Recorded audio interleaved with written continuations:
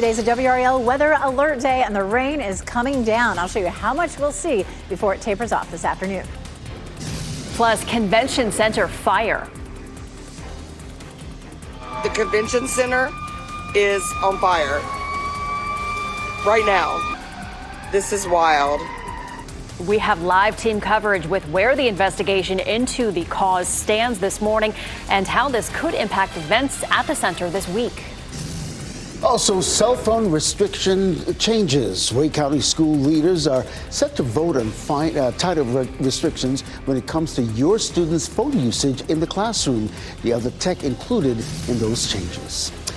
So glad you're with us this morning here in the 8 o'clock hour. Lots to get to, not to mention the heavy rain that's coming down on this WRAL weather alert day. I'm Ken Smith. And I'm Michelle McConaughey. Yes, as soon as you walk out the door, you're going to see that rain. It's chilly out there as well. Let's get over to meteorologist Elizabeth Gardner. She has how long we're going to be seeing the rain. We're going to see it all morning long up through lunchtime. There's plenty of it coming up out of the Gulf of Mexico, and we're on the cool side of this front too. So our temperature doesn't warm up much today. We take a live look at dual Doppler 5000 radar. Lots of rain everywhere. The yellow and orange shaded areas are where the rain's a little bit heavier. The purple that you see well to our north and west is where there could be some freezing rain mixing in. We're seeing that in the mountains this morning. And again, 100% chance all the way up until around 1 or 2 in the afternoon. And then we taper off. We're not likely to see any sunshine, but the rain should end before the evening commute. Look how messy it is here in Raleigh. Lots of water on the camera lens. As we take a look at the legislative building, it is 38 degrees with a northeast wind at 5 miles per hour. So the wind chill is making it feel like temperatures near freezing at Roxborough and South Hill, and mid-30s for Durham and Raleigh, as well as Rocky Mount and Southern Pines. And even though the wind chill may be near freezing, that is just the way it feels on your skin. We are not seeing freezing temperatures that are going to cause issues on the roads today. Temperatures in the upper 40s for highs this afternoon as the rain tapers off. But again, it is with us for the morning commute through lunchtime and then finally tapers off during the evening. Coming up, I'll show you how much needed rain we've seen. All right, happening now in the WR Traffic Center, congestion on some of our major roadways. And as a result of that, we do have the WR Storm Tracker out this morning. Laura Levine, photographer Charles Bradley. You've been in the Zebulon area, Highway 64, making your way to I-87. What are you seeing right now? Yeah, Ken, here in Zebulon right now, we are on US 264 here, and we actually did see a quick break in the rain before it started picking back up again. But overall, very light rain in this area. We are seeing a lot of water on the roads. The roads are slick. We actually just passed a vehicle on the side here with their emergency lights on. So, of course, being mindful when you're heading out the door of those vehicles who are having to pull over to avoid any further accidents in the area. But overall, here in Zebulon, light rain. You can see our windshield wipers moving here. We're going to continue to give you live looks of the roadways across the triangle. Ken? We got a couple of trouble spots we want to bring our viewers into this morning. The southern loop of the Triangle Expressway. We're talking around 540 and Highway 55. Highway 55 usually the alternate route, but even that's congested this morning. So you might just want to avoid that area altogether. That southern loop of the Beltline, I-40 and Lake Wheeler Road. You can see the heavy congestion, the westbound lanes coming toward us this morning. So right now you're looking at a 9-minute delay on that southern loop of the Beltline. Now, if you're coming in from Garner, Johnston County this morning on I-40 westbound, you're just looking at a 1-minute delay. Now, many of you use I-540 as an alternate route to avoid what's happening on the belt lines. Right now, you're looking at a 15-minute delay between Lewisburg Road and all the way over to I-40 this morning. So it's just 6 of one, half dozen of another in terms of what you can expect. You're getting ready to head into the car. Tune us in on the radio, 101.5 HD3. All right, thank you, Ken. This morning, building inspectors are set to be at the Raleigh Convention Center after last night's fire. Firefighters have been monitoring for hotspots overnight. That fire sparked around 9:30 p.m. on the roof, and you can see video here of the flames and the smoke. 17 people were inside. Thankfully, nobody was hurt. And Michelle, we have team coverage this morning. Kelsey Coffey digging into the impacts this fire could have on events happening later this week at the Convention Center. But we want to start with Heidi Kirk live in the downtown Raleigh area. And Heidi, that road next to you, South McDowell Street, finally just opened. It has. In fact, we've been standing here all morning long, and just within the last hour and a half or so, the traffic has been flowing through here. I want to show you the caution tape that was stretched across this road starting last night. Now, of course, as you can see, it's come down, and walk with me this way. You'll see both the traffic coming through here, but also if you look all the way across the street, you'll see the area where fire crews were staged all night long. Now, those crews were rotating in and out, both monitoring the building and pushing forward that investigation into what happened. Now, Raleigh city officials have told us that they believe it was a natural gas incident up on the roof of the convention center that sparked that fire. Of course, those videos certainly sticking with us because of how jarring that was here in downtown Raleigh. Now, we spoke with a division chief at the end of the night last night. He talked to us a little bit about this massive response. Take a listen. They did a really good job getting to it, isolating it. We locate it, we confine it, we extinguish it. And that's what they did. And then everybody else stood by to us get the resources in place to make that happen. Certainly, it was a very long night for fire crews. In fact, just within the last couple of hours, we saw the last fire truck pull out of here when they opened the road. Now, the big question remains, what exactly sparked that fire? That investigation will continue today. We will keep asking questions and bring you updates as soon as we get them. Heidi Kirk, WRAL News, live in Raleigh. Overnight, Raleigh Mayor Janet Cowell sent WRAL a statement regarding the convention center fire. She says, first, given the intensity of the fire, glad no one was reportedly hurt. Grateful to the 50 firefighters who responded. Convention center is an important civic asset. I hope we can repair the damage and have it back functioning normally as soon as possible. We'll all be at the City Hall tomorrow, meaning today, and we'll get more information. And as firefighters continue to monitor that scene, we're working to learn how the damage could impact events happening at the convention center this week. WRAL's Kelsey Coffey live downtown for us this morning with that angle of our team coverage. And Kelsey, the convention center hosts multiple events on any given week. Yes, Michelle, and several events are scheduled for this week. We just heard Heidi mention, the big question being what caused this. And another big question that we're asking this morning is, what about these events? Will they be postponed or canceled because of this fire? We'll go ahead and give you a live look now at the intersection of McDowell and Lenore Street. Now traffic is flowing smoothly. That definitely was not the case a couple of hours ago. Now let's talk about these events that are planned at the convention center over the next few days. A cybersecurity summit is planned for tomorrow and Thursday. A holiday party is planned for Friday. And this here will impact a lot of families across our viewing area. 2 cheer competitions are scheduled for Friday and Saturday. At least a dozen Wake County high schools are participating in these events. Now, officials say the damage is contained to the roof, so that means that these events could still go on as planned, but we're going to be monitoring the social media pages for all of these events, as well as the convention center's website, to keep you updated on how they'll handle the events. Kelsey Coffey, WRAL News, live in Raleigh. So here's what we're still working to learn this morning as firefighters investigate. The city calls this a natural gas incident. What exactly does that mean? What does the gas company have to say about the issue, and what they will do to stop something like this from happening again in the future? Well, the last major fire in downtown Raleigh was back in March of 2017. I remember this well. It was a huge apartment building fire. The Metropolitan Apartments were under construction when it went up in flames. The inferno could be seen for miles. No cause was ever found, though. 9 other nearby buildings were also damaged, including the Quorum. The Met was finished and opened to residents in 2019. The Quorum reopened later that same year. And as we continue to follow this developing story, download the WRAL News app. That way you can be the first to know about any new information we learn. Also, be sure to turn on those push notifications. We will follow this story throughout the day here on WRAL. Look for coverage from our evening news team starting at 4 p.m. Quick breaking news update here in the WRAL Live Center. We, first of all, are tracking this power outage that is affecting part of the North Hills area in Raleigh. We're talking about, if we hit this little icon here, about 1,700 customers without power, but part of this outage is also affecting Carroll Magnet Middle School. In fact, this is their website, and if you look at this alert near the top of it, it says there's a power outage and no students may enter the building. Let me put this a little bigger so you can read it. They say right now, please do not come to campus at this time. We will provide another update as soon as possible. Students who have already arrived early by bus will remain on the buses in the parking lot until the power is restored. And in terms of what caused the power outage, when you look at that Duke Energy map, right now it's saying that the equipment failed. What led to that failure? We'll try to learn that here on WRAL News. Happening today, the Wake County School Board set to vote on changes to cell phone usage in the classroom. The board is trying to comply with House Bill 959. It requires schools to have many restrictions on cell phone and social media use by January 1st. The current policy requires smart features and smart watches to be disabled and cell phones be put away. The vote could require cell phones to be turned off and smart glasses to be disabled in the classroom. It's happening this evening at 5:45. WRAL will listen in and let you know exactly what was decided. Today, the man police say shot a 12-year-old child in Johnston County is expected in court.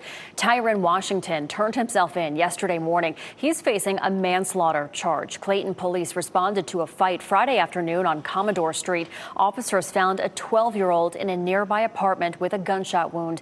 They later died from their injuries. Through their investigation, police learned that while trying to hide weapons from officers, a gun Washington was holding went off and hit the child. He's being held on no bond. Homeless for the holidays. Wake County leaders call it a crisis, and each year it gets even worse. We're talking about the number of foster children who have to live inside a Wake County office building. The number has topped 100 this year, and it's still rising. I went into child welfare to help children, and seeing kids living in a building is not what I imagined when I started my career a long time ago. Kids grow best in families. Tonight at 6, WRAL investigates what's behind the crisis and one child who has spent months living in an office building. Time now is 8:11. Still to come, contract crisis. UNC Health and Cigna failed to reach a deal, leaving tens of thousands of patients in limbo. The choices patients are now being forced to make. Also, giving back after the holiday. 5 on your side shows how you can make a difference today, Giving Tuesday, and what you need to know before opening your wallet.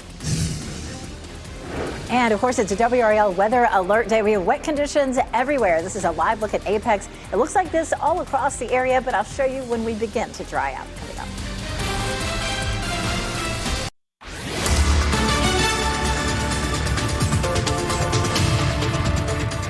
It's 8:15 on this WRAL weather alert day. Rain coming down all across the viewing area, and it's not about to stop. We have a 100% chance all the way through lunchtime. Now, once we get into the evening commute, the rain should be over, but it still may be a little damp. We may see some wet streets at that point. In Chapel Hill, the rain is coming down, and it is messy out there and chilly, too, with the wind chill. It feels like 32 in South Hill, 33 in Roxborough, 37 in Fayetteville, 34 in the Triangle. But just to point out, the wind chill is just the way it feels to your skin. It's not the way it feels to the road, or it's not an actual temperature. So it's not cold enough for there to be anything frozen out there for us today. If you're heading out to walk the dog, you're probably going to run into a few puddles. This afternoon, our highs will be in the upper 40s. And coming up in just a few minutes, meteorologist Chris Michaels will be talking about our next weather maker on Friday and its chance for some wintry mix. All right, Elizabeth, weather and traffic every 10 minutes. We're getting reports of US 401 near New Hope Road closed in both directions because of flooding, so avoid that area altogether. We also have the troubled spot, and that's southern loop of the Beltline I-540 near the Triangle Expressway at Highway 55 right now. You can see the huge delays it's causing. When we see purple on the road, that means that entire section right there is completely shut down.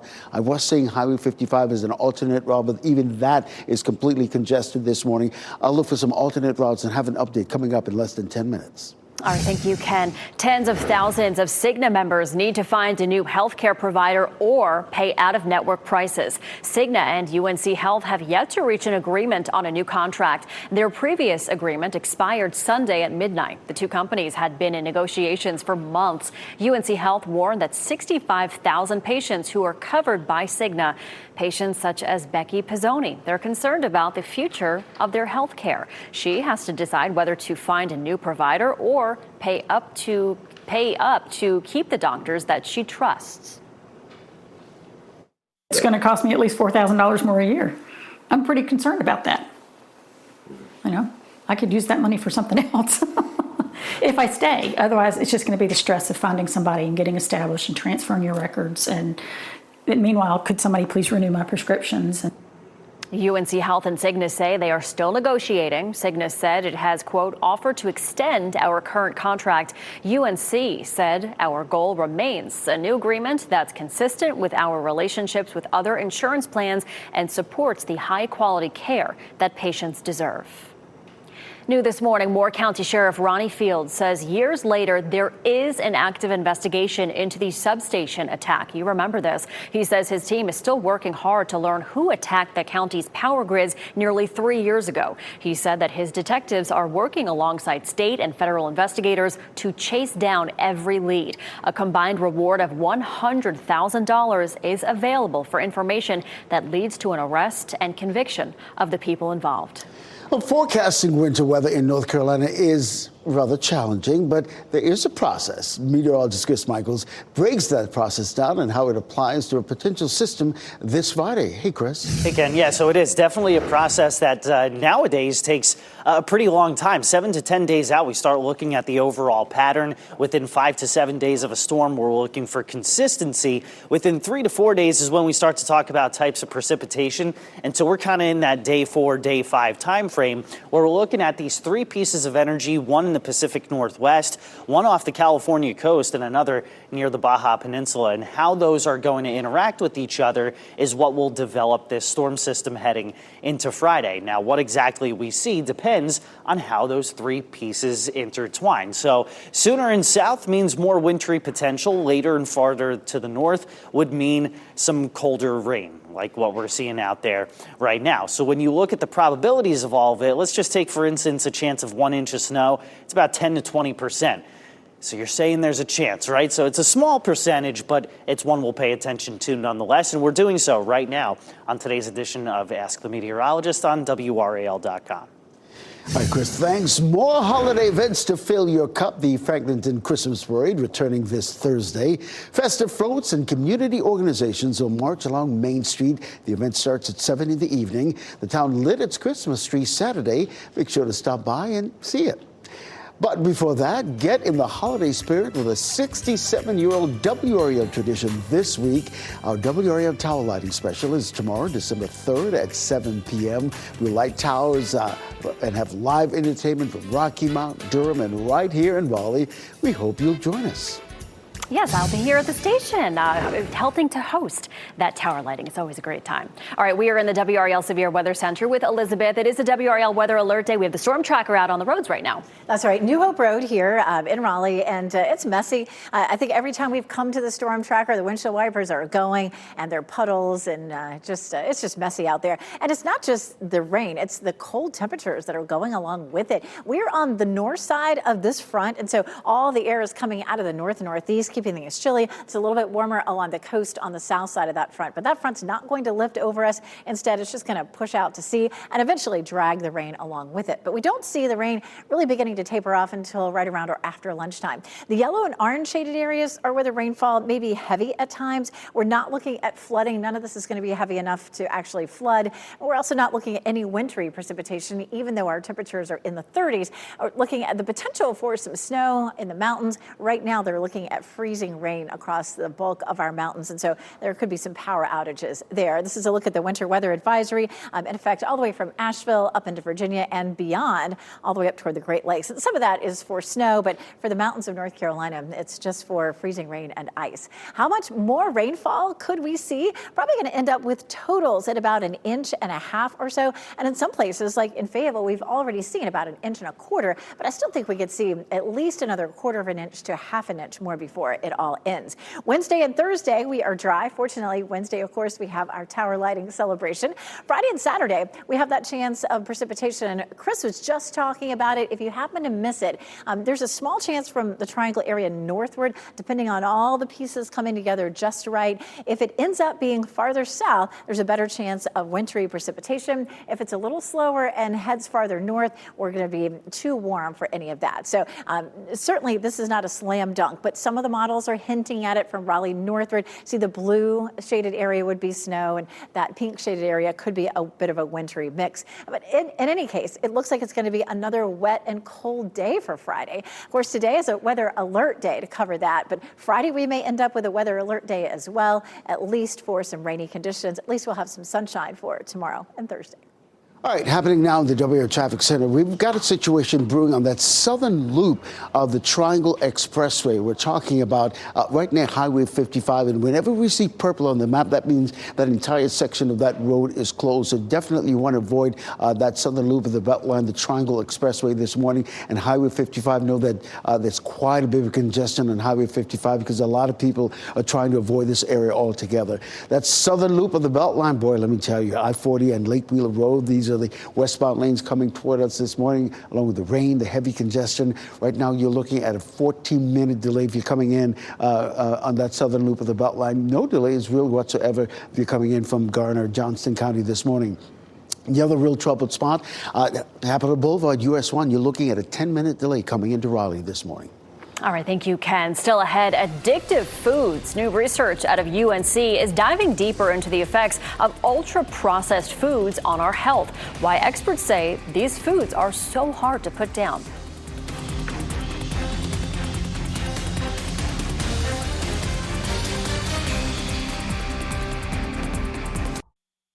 Stay safe with the latest WRAL Weather Alert Day info. Get up to the minute weather and traffic conditions when you get in your car. In Raleigh on 99.3 FM, in Durham 96.5 FM, and everywhere on 101.5 HD3.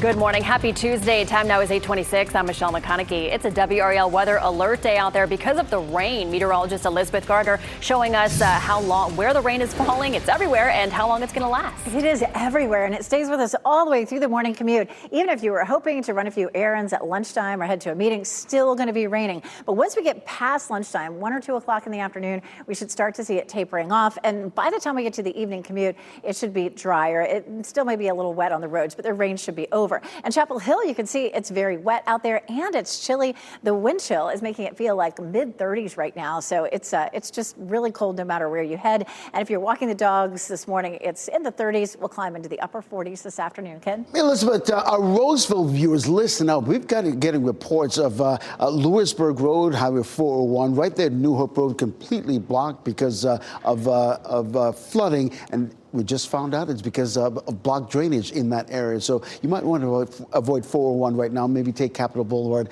as an alternate route. The other troubled spot we're looking at, that southern loop of the Beltline this morning. We're talking about the Triangle Expressway, I-540 at Highway 55. Some heavy congestion in that area.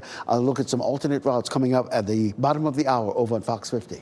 All right, thank you, Ken. This morning, building inspectors are set to be at the Raleigh Convention Center to assess the damage after last night's fire. The fire sparked around 9:30 last night on the roof. 17 people were inside. Thankfully, nobody was hurt. We are working to find out how this fire could impact events set to be held at the center over the next few days. And the Wake County School Board set to vote on changes to cell phone use restrictions tonight. The board is trying to comply with House Bill 959. Tonight's vote is set for 5:45. We'll have more news, weather, and traffic on Fox 50.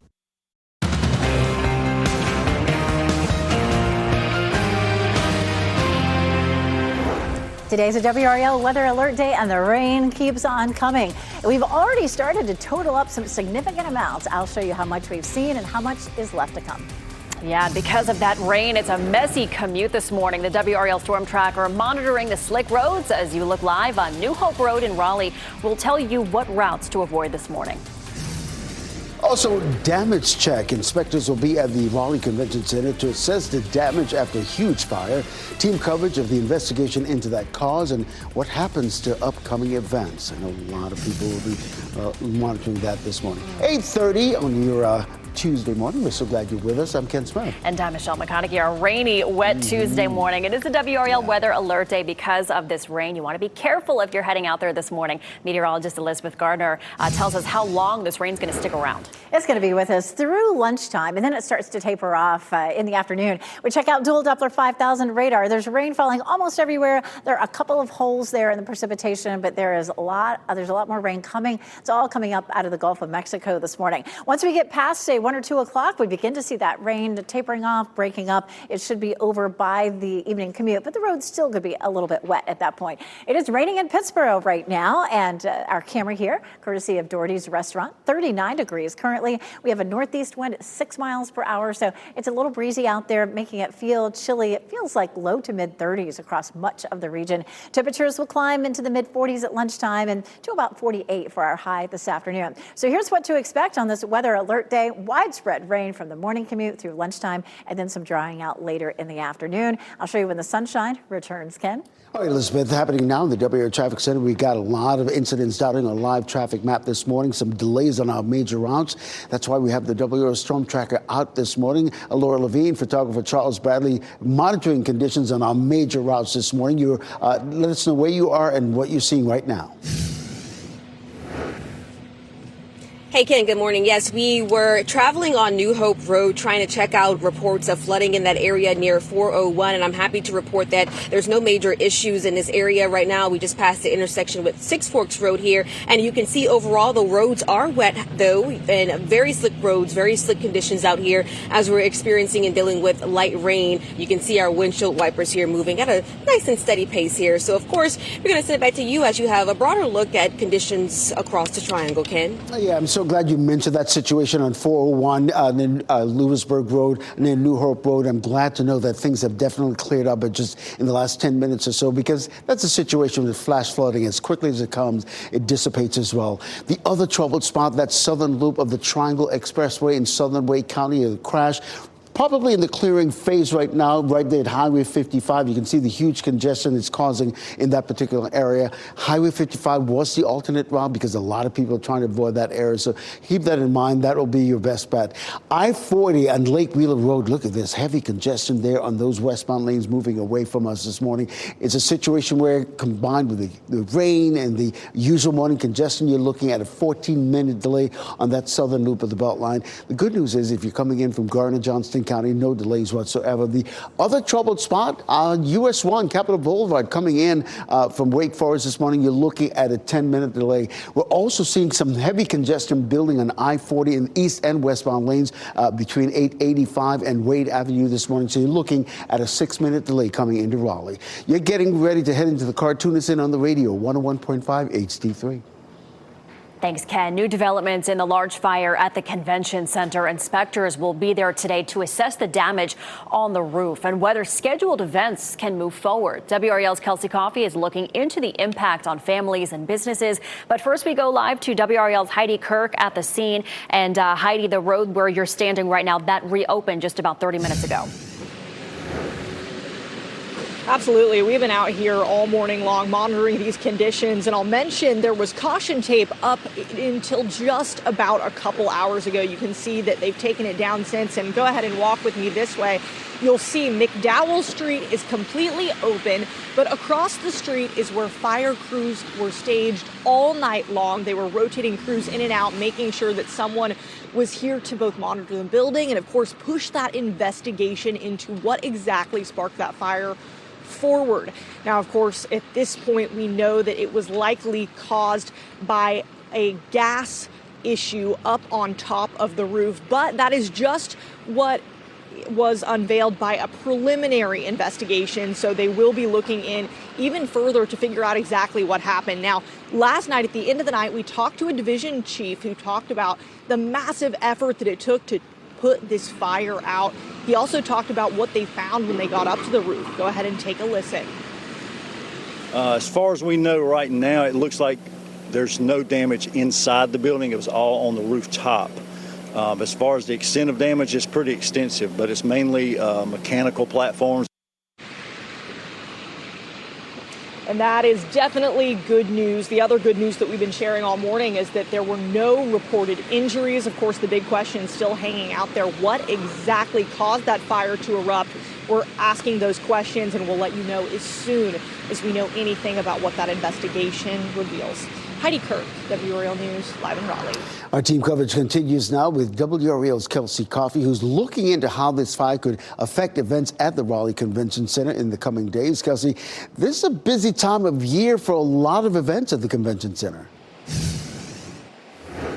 Yes, Ken, several events that are planned throughout the week. And now the big question is, will these events be canceled or postponed? We'll go ahead and give you a live look here at Lenore Street. We're about a block or two away from where you just saw Heidi there, but there's just one fire truck that's in the area, but traffic is flowing smoothly in all directions here.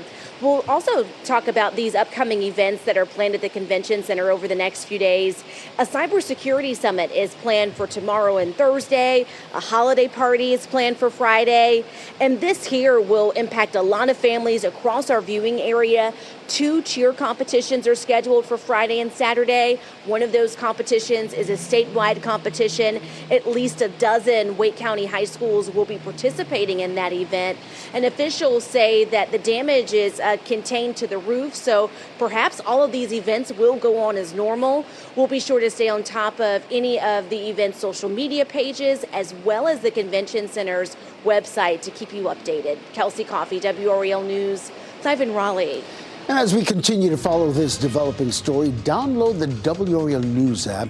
You can be the first to know about any new information we learn. Be sure to turn on those push notifications, though. We'll follow this story throughout the day here on WRAL and Fox 50. Look for coverage from our evening news team starting at 4, and of course, when we start again at noon. 10 students are recovering after their school bus flipped onto its side in Durham. This was so scary. It happened on Johnson Mill Road near Bahama yesterday. 20 students were coming home from Magnum Elementary when the bus went off the road. Parents were relieved to learn the injuries were minor, but they were shaken by what happened. Some families say their children are now afraid. They're scared to get back on the bus. I'm going to wait a couple weeks before I let her get back on it, just so she can heal from the traumatic process of what just happened. Probably. I don't want to go on school. Yeah, I don't blame you, baby. I wouldn't want to either. Investigators say the bus driver will be cited for failing to maintain lane control. The crash remains under investigation. Well, today, a man accused of firing a gun near an elementary school in Cumberland County will make his first court appearance. Deputies say Xavier Fowler fired shots near the Eastover Community Building yesterday. That's just 4 minutes from Armstrong Elementary. The school was briefly put on code yellow, but investigators say Fowler was never on campus. Deputies also found a loaded gun they say was stolen. A Wake County School Board expecting to vote tonight on if cell phones and smart glasses would need to be turned off. The board is trying to comply with House Bill 959. That's a law that requires schools to have many restrictions on cell phone and social media use by January 1st. Also happening today, Raleigh City Council members will meet and talk about 2 big topics that would affect development in the city. The first topic, a North Hills rezoning plan that could allow buildings up to 37 stories near Six Forks Road. And the second, considering making the downtown Holiday Inn a historic landmark. We'll be monitoring updates and bring you any new decisions. In Harnett County, 2 crime scenes 20 minutes apart involving 3 teenagers were all connected, as you see from this map. The sheriff's office called to Scooter Lane on Sunday around 3:45 in the afternoon. That's where an 18-year-old had been shot. Investigators say he was walking along McDuffie Road in Cameron when a car drove by and someone inside that car shot him. He was hit several times but is expected to live. 15 minutes later, just before 4 in the afternoon, the Sanford Police Department notified Harnett 911.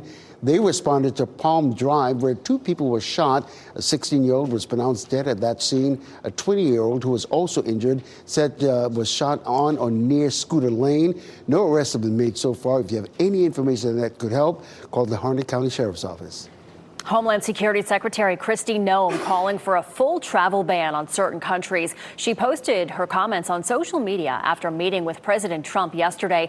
It's unclear which countries could face restrictions. Her remarks were made after 2 National Guard members were shot in Washington, D.C. last week. 1 soldier died. The other is now in serious but improving condition. That's according to West Virginia's governor. Officials say the suspect entered the U.S. in 2021 as part of the Biden administration's resettlement effort.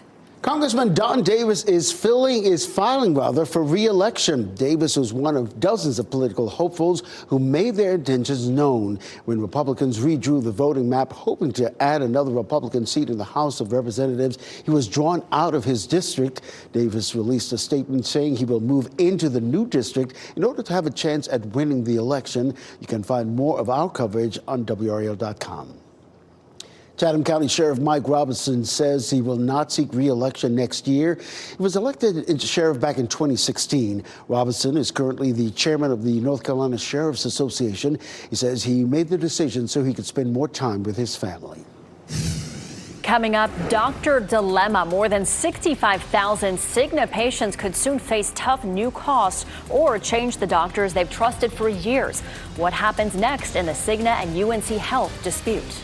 And it's Giving Tuesday. After a weekend of spending, it's a day to give back. 5 on your side shows you how to make sure your donations go to charities truly making a difference. And today is a WRAL weather alert day. Here's a live look at a rainy Carr Lake. Meteorologist Elizabeth Gardner shows you how much rain we'll get and when it will start to move out.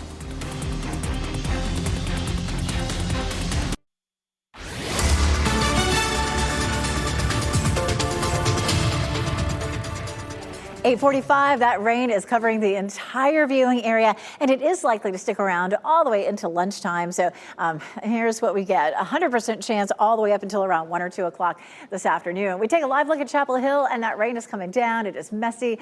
People in their raincoats. I see the windshield wipers going as we take this live look, and it just feels cold out there. It feels like 32 in Roxborough, 36 in Raleigh, and 37 in Fayetteville. That's the wind chill. So it's just extremely uncomfortable as you're heading out the door. If you have to walk the dog, you probably want to get out and back in as quick as you can. The rain does taper off in the afternoon, and highs will be in the upper 40s. We'll talk more about how much rain we've seen so far coming up. Ken? All right, Elizabeth, happening now in the WRAL Traffic Center. It appears that situation on the Triangle Expressway in Southern Wake County seems to be in the clearing phase because the backups aren't as deep as they were before. So it's a situation where we're going to keep an eye on it and let you know how it's going to continue to affect your morning commute. Boy, this is the southern loop of the Beltline I-40 and Lake Wheeler Road. You can see the bump of traffic there this morning, causing quite a bit of delays in that area. In terms of major routes coming into the capital city, it's just Capitol Boulevard. You're looking at a 10-minute delay.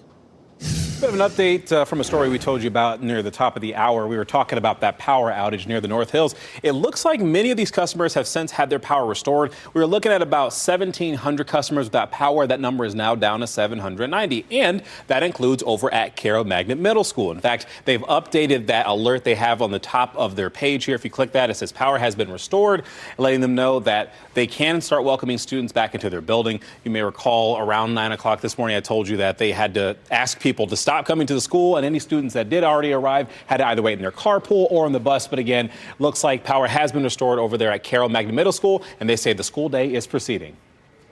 Good news. Thank you, Chris. Well, new research from UNC exploring why ultra-processed foods are so hard to resist.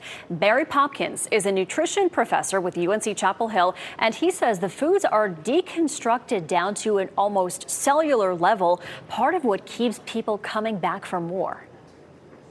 The way this is done makes the food super digestible. So we go through it very quickly and we're hungry again. And that leads, along with the additives, to why psychologists are calling these addictive foods. Yeah, you can't just have one chip, right? The research also points to countries like Chile, where food warning labels led to a 33% drop in sugar purchases. Experts say the U.S. is falling behind other nations adopting similar policies. A study this year by the CDC found more than half of the calories Americans eat come from ultra-processed foods. Well, tens of thousands of Cigna members now face tough choices about their health care. Cigna and UNC Health have not reached a new contract. Their previous deal expired Sunday at midnight. That means about 65,000 patients could soon pay out of network prices. Both sides say negotiations continue. Well, after a weekend of shopping, today is all about giving. It's Giving Tuesday. 5 on your side's Ashley Rose shares how you can find the charities truly making a difference. With so many charities asking for help on Giving Tuesday, it's worth checking before you click donate. A name might sound like a worthy cause, but you want to make sure you're sending money to the right place. Websites like Charity Navigator and the Better Business Bureau's give.org make it easy to compare organizations while providing a glimpse into how your donation is put to work. This will tell you how much money went into services or program expenses, and you can compare that to administrative costs and fundraising. The best nonprofits spend most of their money on the mission itself, ideally 75% or more. Check the charity's website for details about its purpose, board members, and recent financial reports. That kind of transparency shows your donation is in good hands. And if it's not there, that could be a red flag. And if you get a call, text, or email asking for money, don't rush. Actually, be skeptical. Some low-rated charities have names that sound like those of high-rated ones. If you're solicited, ignore the email or text message or simply hang up the phone. Online giving platforms and social media fundraisers with crowdfunding websites are popular, but before you donate, make sure you know and trust the person who is raising the money. And remember, most crowdfunding sites charge a small transaction fee that's often automatically taken out of your donation. Of course, you don't have to give money to make a difference. Donating your time can be just as valuable and gives you a first-hand look at how charities operate. Ashley Rowe, 5 on your side.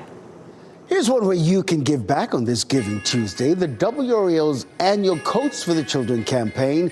Now through December 31st, we need your help to gather as many coats, hats, and gloves as possible. To find a neighborhood Jiffy Lube near you, just make a monetary donation, scan the code on your screen, or go to WRAL.com/coats. Help WRAL and the Salvation Army spread warmth and hope this holiday season.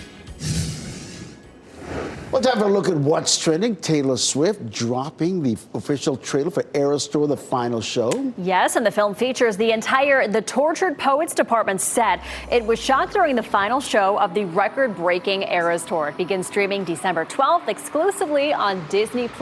Also streaming along with the film, the 6-episode docuseries The End of an Era, featuring Sabrina Carpenter, Travis Kelce, her fiancé Ed Sheeran, Florence Welch, and Gracie Abrams. The docuseries offers never-before-seen insight into what it took to create such a phenomenon. It was absolutely incredible, that tour. I didn't personally go, but I heard a lot of people who did absolutely loved it. So amazing. All right, well, the storm tracker is out there today on the roads. It is a WRAL weather alert day, I-87 south right now.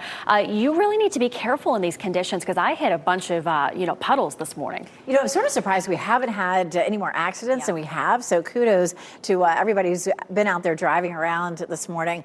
You still need to be careful all the way through lunchtime. We're going to continue to see those showers out there. We've seen in some places already a half an inch to an inch of rain, and there is more of that to come. It is a WRAL weather alert day. And of course, we do have a low flooding threat, despite the fact that we've seen a good bit of rain. Of course, it's been over a number of hours, so not likely to see any flooding. It definitely has been disruptive for the morning commute, just uncomfortable. It will taper off after lunchtime, and the evening commute should be much drier. This low pressure system will continue to ride up the coast, so we stay on the cold side of the system. We're not going to see any wintry precipitation. The pink shaded areas along the spine of the Appalachians, most of that is freezing rain. You have to get pretty far north to see any snow associated with this system today. We check out Dual Doppler 5000 radar. A couple of holes in the precipitation around the triad, but more rain is coming. That is not the back edge of it, unfortunately. Futurecast showing more rain for us. This is our current view, and then we take it on around to 10 or 11 o'clock. By noon, there may be some holes in the clouds, or in the precipitation, I should say, and then it continues to slide on out of here. And by the time we get to 5 o'clock, it should be mostly over. So far, we've seen 1.3 inches in Goldsboro, about 1.25 inches in Fayetteville, and a little over half an inch in Willow Spring, and in Oxford, about half an inch in Roanoke Rapids. So we needed the rain. We still need more rain. We're about, what are we, 5 inches, I think, almost, or 6 inches behind for the entire 3 months of the fall. 39 is our temperatures. We take a live look here at RDU. We'll gradually see temperatures climbing on up through the 30s and into the 40s. Temperatures right now, again, just chilly out there, upper 30s. We check out the 7-day forecast. We are nice and dry for Wednesday and Thursday with a chance of some rain on Friday into Saturday. Michelle? All right, thanks, Elizabeth. Before we go to break, here are your winning lottery numbers. We'll get another check on weather and traffic coming up next.